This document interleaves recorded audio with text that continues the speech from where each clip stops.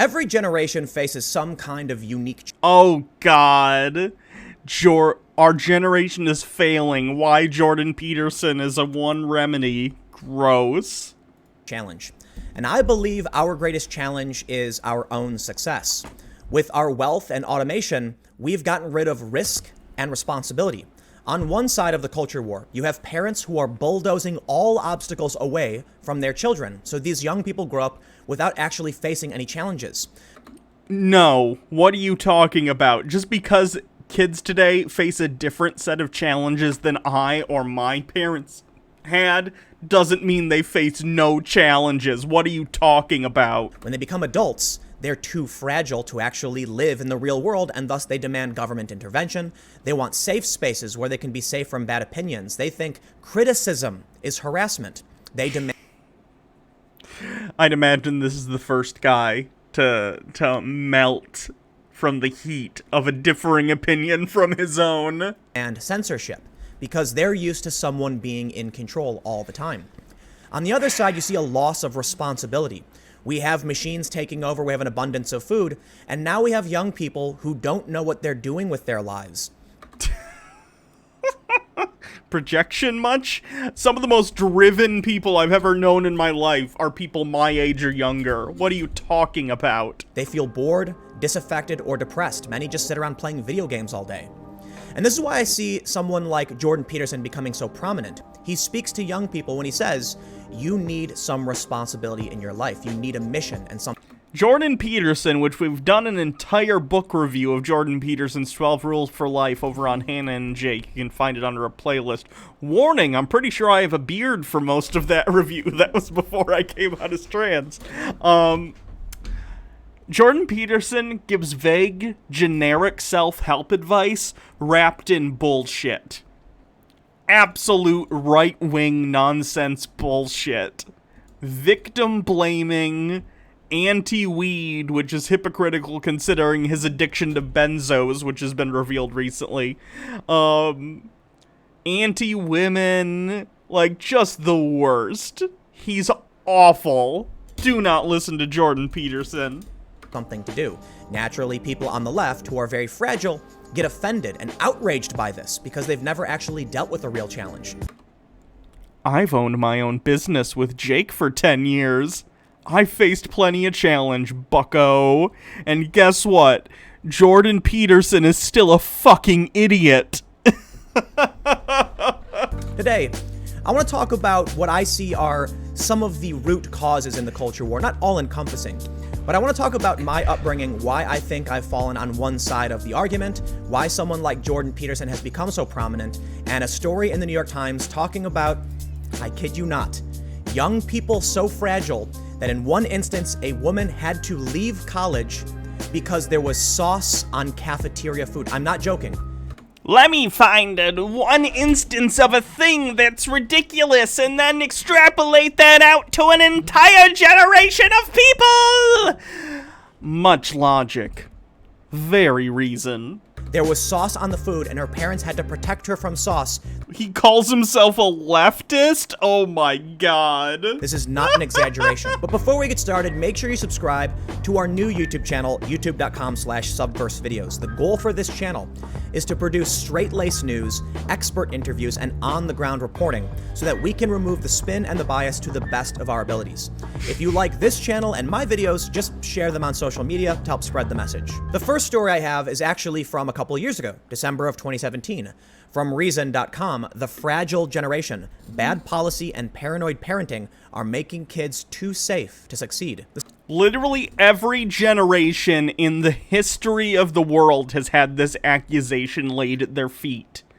All the way back to fucking Socrates, who thought that the kids these days were gonna go soft because this new fancy thing called the written word was gonna make them not be able to have to remember things because they could just write it down instead. It's always untrue. Stop it. Stop telling younger people that they're fragile or lesser than you because they face a different set of problems. Jesus Christ. The story begins. One day last year, a citizen on a prairie path in the Chicago suburb of Elmhurst came upon a teen boy chopping wood. not a body, just some already fallen branches. Nonetheless, the onlooker called the cops. Officers interrogated the boy, who said he was trying to build a fort for himself and his friends. A local news site reports the police then took the tools for safekeeping to be returned to the boy's parents. Elsewhere in America, preschoolers at the Learning Collab... How old was the kid? Teen? He was probably old enough to chop the wood. Again, that's a story because it's weird. If this were a normal occurrence, it wouldn't be in the news. Collaborative in Charlotte, North Carolina, were thrilled to receive a set of gently used playground equipment. But the kids soon found out they would not be allowed to use it because it was resting on grass, not wood chips. It's a safety issue, explained a daycare spokeswoman. Playing on grass is against local regulations. Yeah, it's also probably an insurance issue. It's why every playground you've been on in the last 30 or 40 years has either wood chips or that Nerfy, surface. So when kids fall, they don't break their arms. If you are a business, welcome to capitalism, by the way. Hope you enjoy your stay. A business's liability is always going to come above your enjoyment as a child. There's nothing funny about the tools. Ask CompU with a bit. It's way easier to slip on wet grass than on wet wood chips. Also true. And then there was the query that ran in Parents Magazine a few years back. Your child's old enough to stay home briefly and often does. But is it okay to leave her and her playmate home while you dash to the dry cleaner? Absolutely not, the magazine averred. Take the kids with you, or save your errand for another time. After all, you want to make sure that no one's feelings get too hurt if there's a squabble. The principle here is simple. This generation of kids must be protected like none other. They can't use tools, they can't play on grass, and they certainly can't be expected to work through a spat with a friend. Here are 3 specific instances of a thing I don't like. It means this is the case everywhere. Reason. And this, it could be argued, is why we have safe spaces on college campuses and millennials missing adult milestones today. We told a generation of kids that it can't be because we crashed the economy multiple times in a generation and made housing prices skyrocket so quickly that people weren't able to go out on their own and start building equity for their own lives. It can't be that we told kids to go to college and get into tens of thousands of dollars of debt without any hope of a successful career afterwards. Surely it must be the children's fault. Genius. they can never be too safe, and they believed us. And this leads me to the story recently from the New York Times, how parents are robbing their children of adulthood. Today's snowplow parents keep their children's futures obstacle-free, even when it means crossing ethical and legal boundaries. The story says, taken to its criminal extreme, that means bribing SAT proctors and paying off college coaches to get children into elite colleges. That's a rich people problem. That's not a general generational parentage problem. What are you talking about?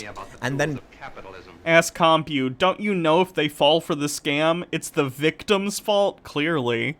Going to great lengths to make sure they never face the humiliation of knowing how they got there. Yeah, that's a rich people thing. Do you think that, like, random parents who work multiple jobs to help their kids, or even parents in a reasonable middle-class household, are paying and bribing SAT proctors or paying off colleges to let their kids in?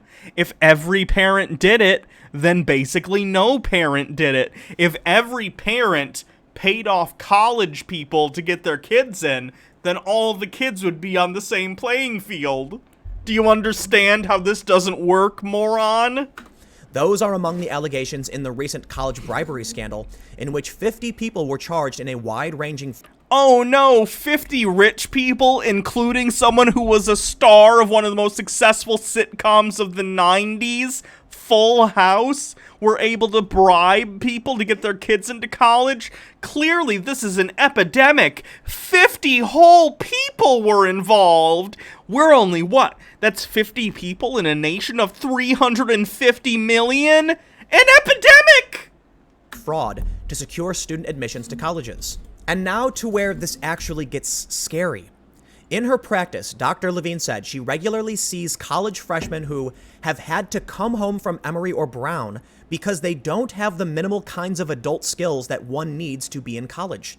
It's almost like kids who tend to go to Ivy League schools were born from rich families and don't know how to deal with day-to-day life. Sounds like an entitlement problem of rich kids. One came home because there was a rat in the dorm room. Some didn't like their roommates. Others said it was too much work and they had never learned independent study skills. One didn't like to eat food with sauce. Her whole life, her parents had helped her avoid sauce, calling... As Compu says, from the people who brought you COVID isn't that deadly, it only kills a couple million. Friends before going to their houses for dinner. At college, she didn't know how to cope with the cafeteria options covered in sauce. So literally one person said this. This isn't even a first-hand account. This is a second-hand of someone saying a girl or guy, I guess. Did they say she? I didn't notice. She. This woman saw this and then said, it must have been because of the sauce.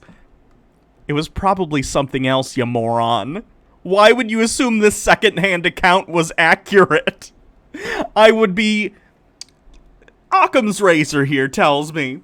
Most likely there were other things going on in this woman's life, rather than someone left college because of sauce. Jesus. The credulity.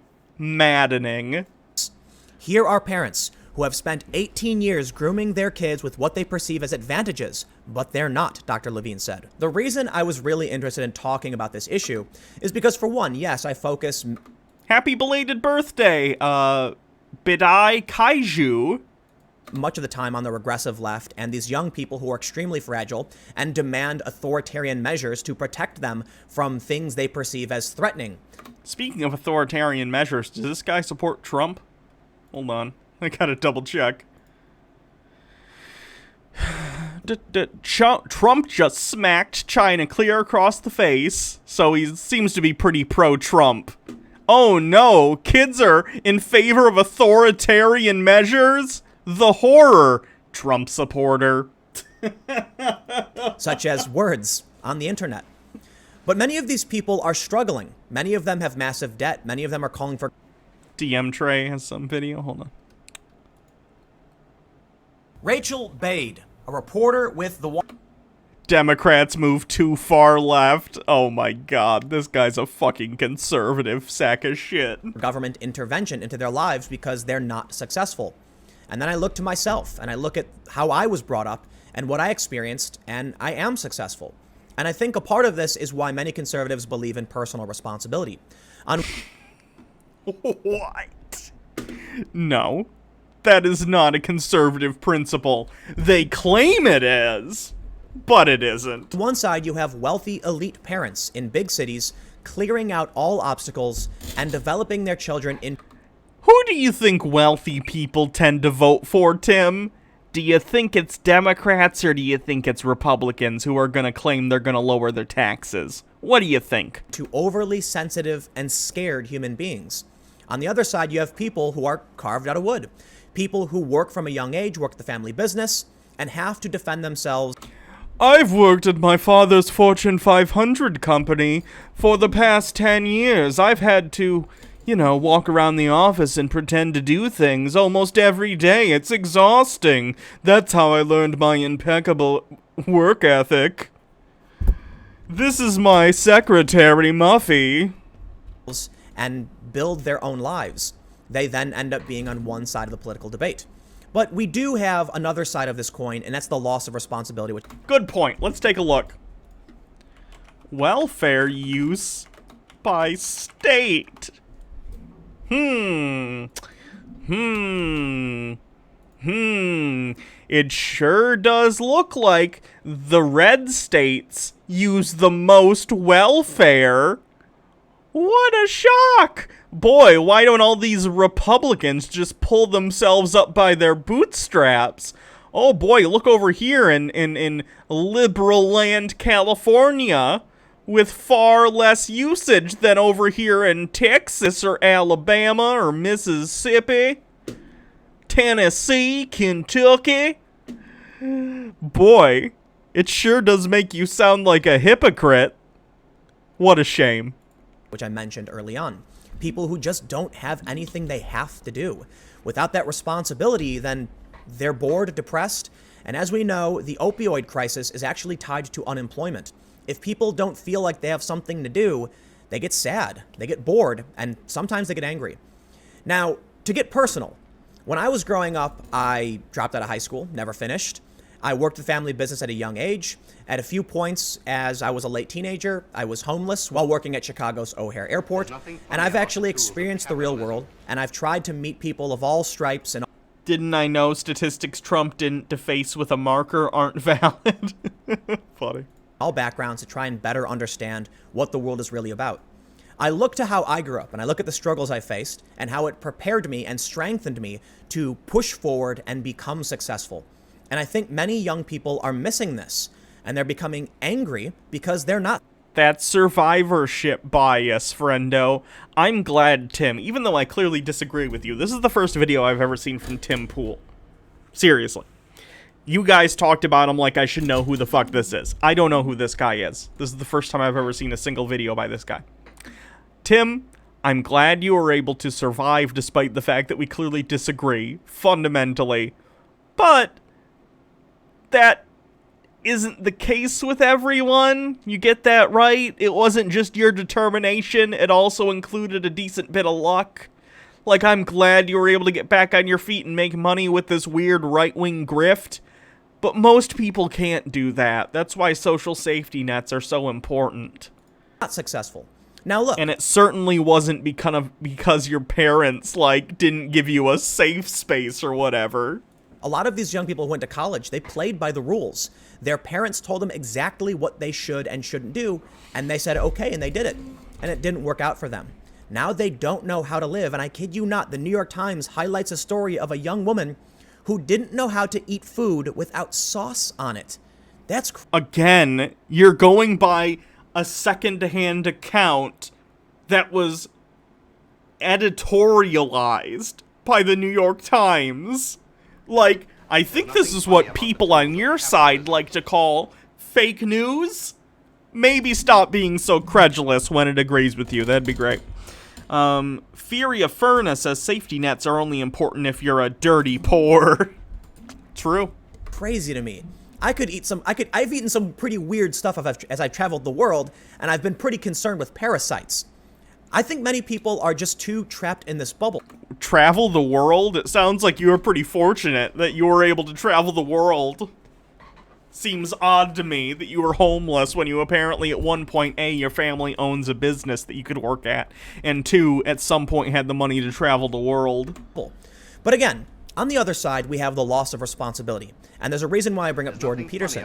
One of his messages that he says to young people is that parachutes are only important if you're falling. True. You need responsibility. He acts kind of like a father figure, and it seems like he may be filling that void for at least one side of the culture war. Now, obviously, he's speaking out against the collectivism and authoritarianism that comes from the overly fragile and sensitive regressive left, but he's also telling young people on the other side, avoid the extremism and take some responsibility for your life. Last May, we saw this story from the Washington Post. The profound sadness of the Jordan Peterson phenomenon. Who the hell are you, really? Jordan Peterson barked the question at us through a perma-squint, like a character in a Western. Peterson does this sort of thing a lot. The brusque dad shtick is very much a part of his appeal. But who is Jordan Peterson really? The easy part first. Peterson is a Canadian clinical psychologist and professor who has become famous for his viral self-improvement lectures and his equally viral opposition to Bill C-16, which added gender identity to the forms of discrimination covered under Canadian human rights law.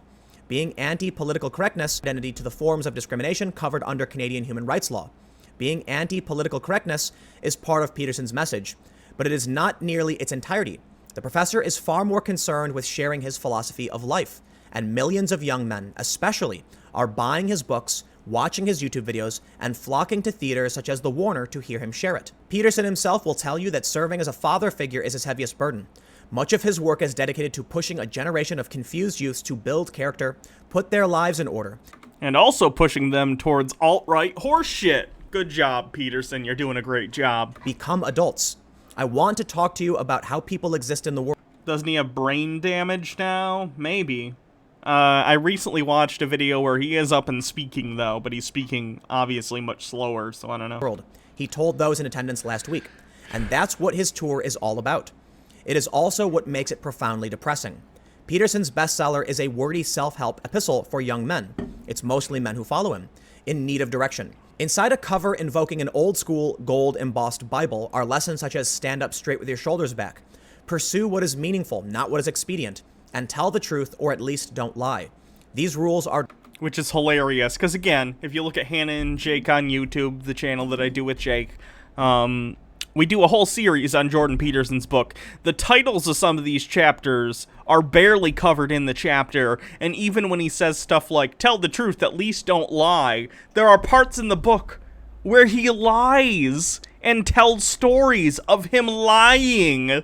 Like, he's the biggest hypocrite. drawn from Peterson's study of what he describes as... Didn't he die? No, Peterson got addicted to benzos and then flew to Russia to get detoxed and got put in a medically induced coma and then, like, had complications due to it. archetypal myths. The stories of Christianity, the pantheon of ancient Egypt, quotes from Milton and Dostoevsky, mixed with neuroscience and psychology. They do throw some criticism his way over leaning oddly into conspiratorial obsessions with neo-Marxist liberal professors, meaning to march us to the gulag via the gender equity in the classroom or something. And his interpretations of certain principles... His daughter dated Tate of Tate speech fame? That makes too much sense. that loving your neighbor as yourself should be a utilitarian act, for instance, lend themselves all too well to the right-wing ideology that would pretend structural issues such as racism don't exist, and that people should and must care for themselves alone. Jordan Peterson is absolutely not beyond criticism, and he really does play to one side of the culture war, but I don't think that's necessarily a bad thing. While I would like to see some unity between the opposing factions, Jordan Peterson... You can't have unity when one side completely disregards what reality is and that systematic issues of racism exist within society. Like, you can't come together and meet halfway on reality. You can't do it. Peterson is doing something extremely important in telling young people to clean up your room, which in my understanding, it's a metaphor for getting your life in order and figuring out what... It is. He basically says you need to set your house in order before you, like, cast your aspersions outward and judge the world, which is incredibly ironic coming from a man who became addicted to benzos. Capitalistic propaganda. Thank you to, Doc Darcy for following. What you're doing, what's your goal, and what's your mission. That's why I think many people respect him. Wayward youth who are depressed, bored, and have no responsibility are being told, you are responsible for your responsibility. No one will come to you and bestow a great mission or quest on your shoulders. No one will bequeath you a legendary sword and tell you this is what must be done. You have to find it. I learned those lessons at a very young age, when I was wandering around downtown Chicago, homeless and just skateboarding, crashing at various friends' house or sometimes outside. I realized that there is no great mission. The only mission is what you decide it is. And for me, that kind of changed how I perceived life. And it changed me rather politically. I stopped looking at different sides of the coin as the enemy or the friend. I stopped looking at moral truths as absolute and realized that there really is some kind of subjective vision that people have, while there is still an objective reality. And then I started to talk with people who are on the other side of where I was politically, because I was rather far left growing up. I started talking to people who are conservative, and I realized they just have a belief, an opinion. It's different from my opinion, but... Having an opinion on whether or not certain people should have the same rights as you and me isn't an opinion. It's a lack of morality. It's not necessarily fact-based. Some things people, some people are utilitarian. Some people aren't. It's like the trolley problem. How would you act when you have 5 people on one side and 1 person on the other? Do you pull the lever to save 5 or to save 1? Conservatives would be the person on the trolley saying, I'm not gonna do anything. The people on the track need to pull themselves up by the bootstraps. Genius. What would you do?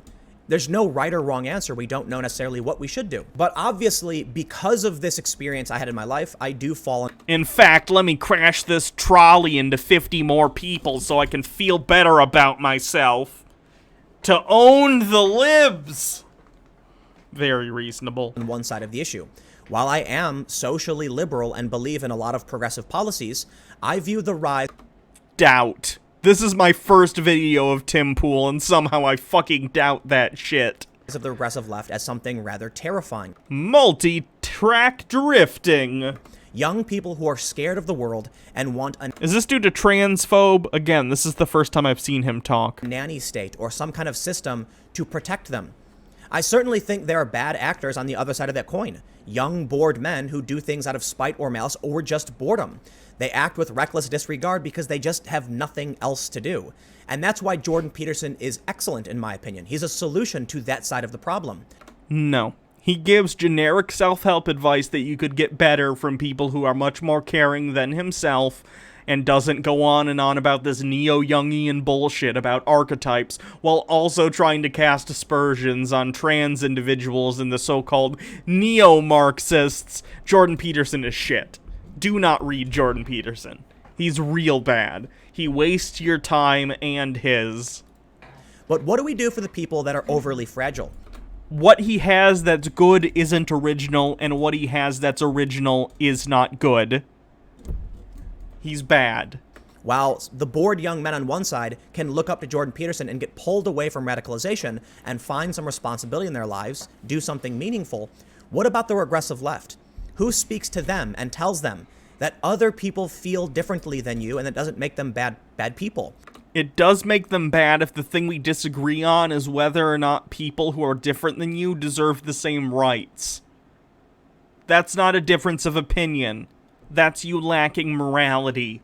There is a point at which our difference of opinions means you're actually a bad person. Like, theoretically speaking, Hitler, and this is an extreme example, I'm aware of this, that's why I'm using it, because it's extreme. Hitler had a difference of opinion with me, but that's not how I would describe it, right? If your actions actively harm other people, your difference of opinion stops just being a difference of opinion and begins being a serious problem. It becomes a morality issue. I don't know if we have someone like that, and that's what truly scares me.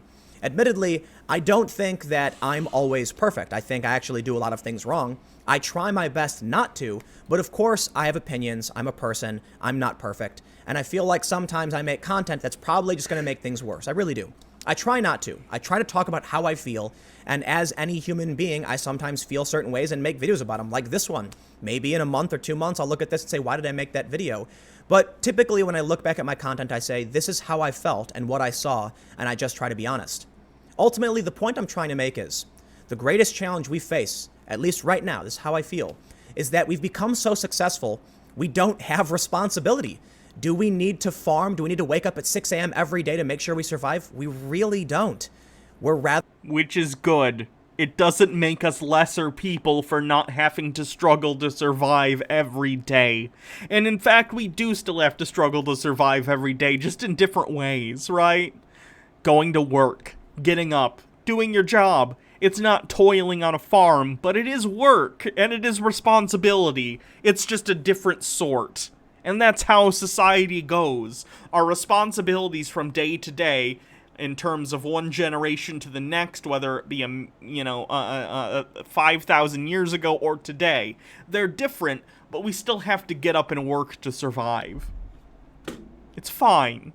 Tim, it's fine.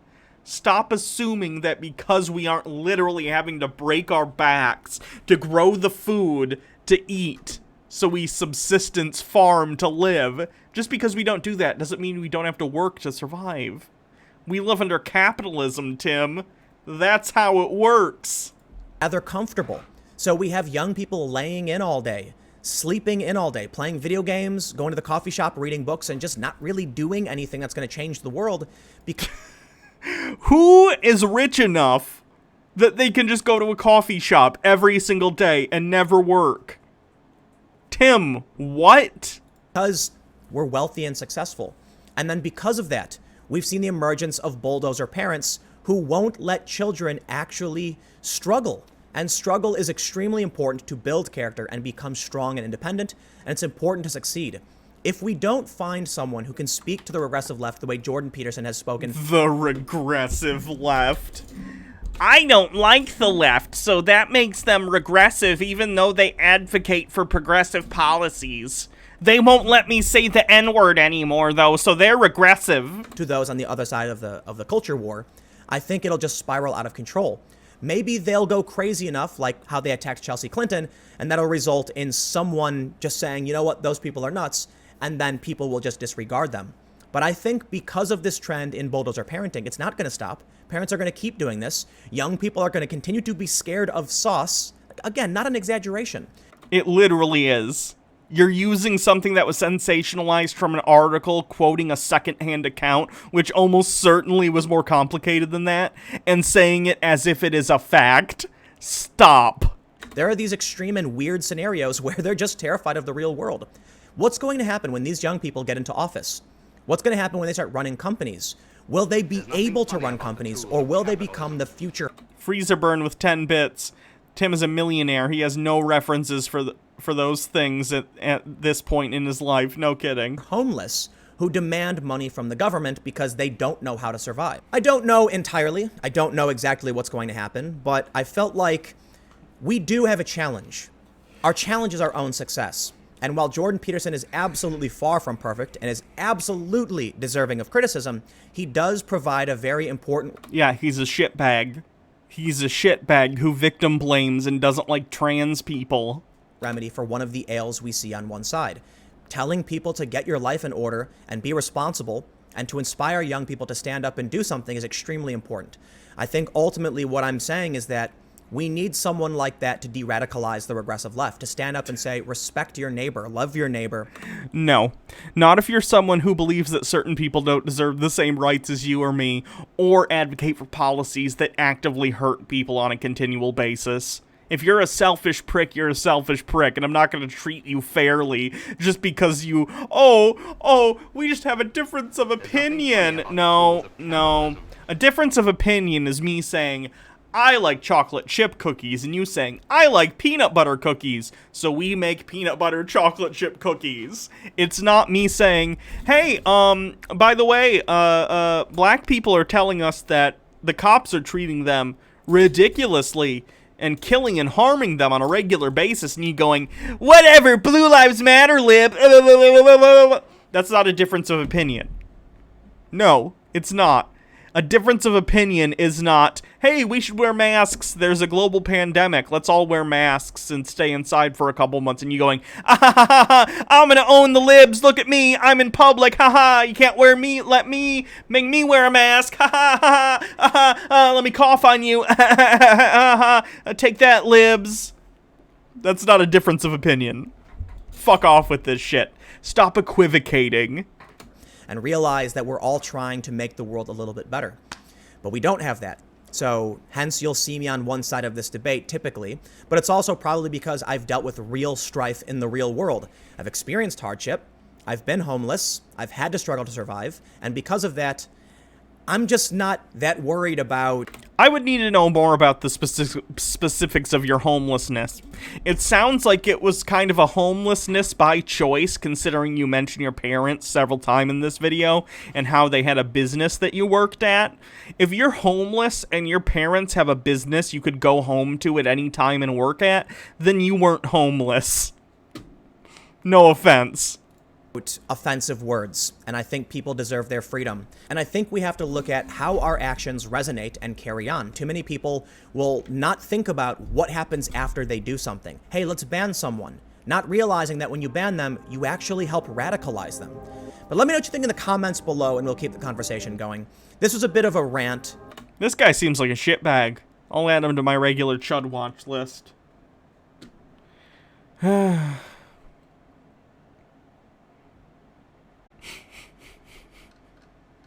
Jesus Christ, look at all these Trump videos. Disgusting.